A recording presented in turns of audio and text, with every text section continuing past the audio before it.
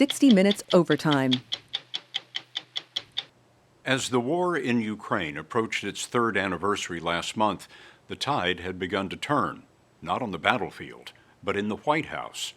President Donald Trump appeared to flip U.S. policy on its head, praising Russia and falsely saying that Ukraine was to blame for the conflict.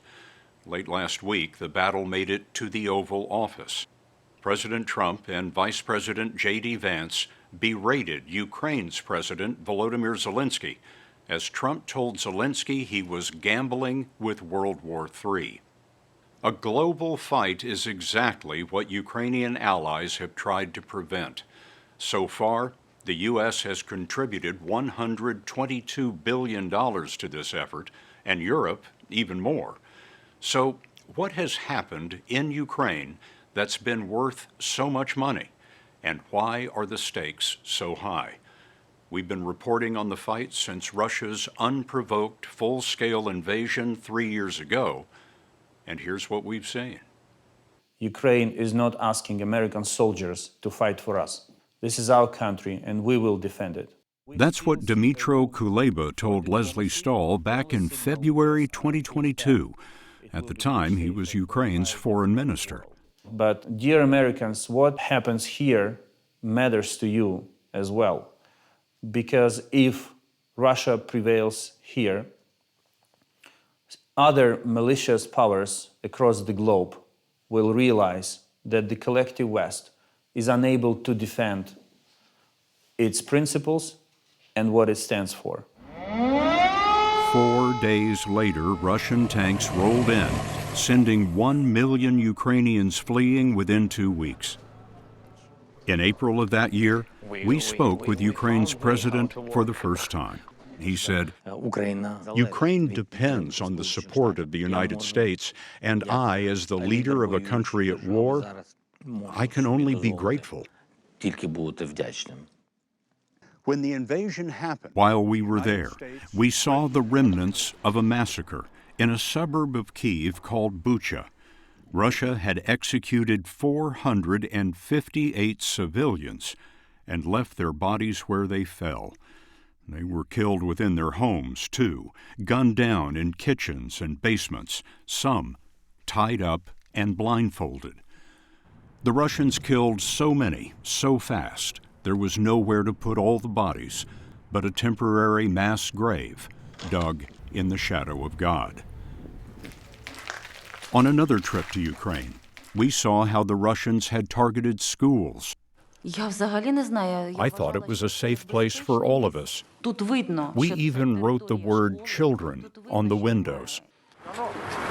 As the year wore on, we watched as Vladimir Putin launched air assaults on Ukraine's power grid, forcing 44 million people to go without heat, light, or water for hours or even days at a time. Everyone in this chamber wants peace in Ukraine. For many lawmakers in the U.S., sending money and weapons to Ukraine meant that Russia could be contained and American allies defended. In the fall of 2023, Zelensky told us he was grateful for the U.S. support. If Ukraine falls, Putin will surely go further. What will the United States of America do when Putin reaches the Baltic states, when he reaches the Polish border? He will. This is a lot of money. We have a lot of gratitude. What else must Ukraine do for everyone to measure our huge gratitude? We are dying in this war. This is a great deal for America. In September 2023, Republican Senator Lindsey Graham was one of the lawmakers who spoke with Holly Williams in Kyiv. You've previously said that it's the best money we've ever spent. That's still true? Since we helped Churchill stand up to the Nazis. You don't end wars by giving territory to the aggressor. You'll never convince me this is not a good investment for America. We have a chance to make the world a better place, and if Putin wins, you're going to be spending a lot more on war, and Americans will die. These days, such public, unequivocal support for Ukraine is harder to come by in Congress.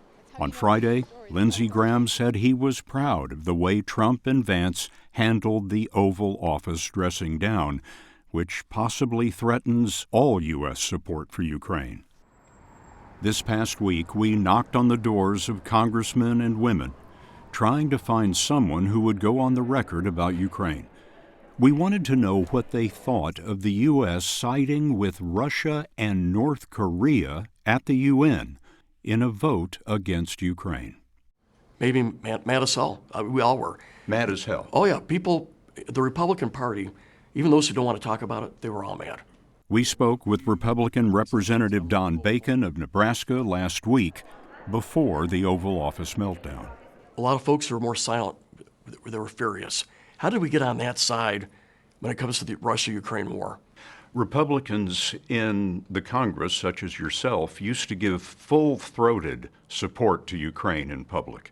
Why do you think so few are willing to talk to us now? We are a bit divided.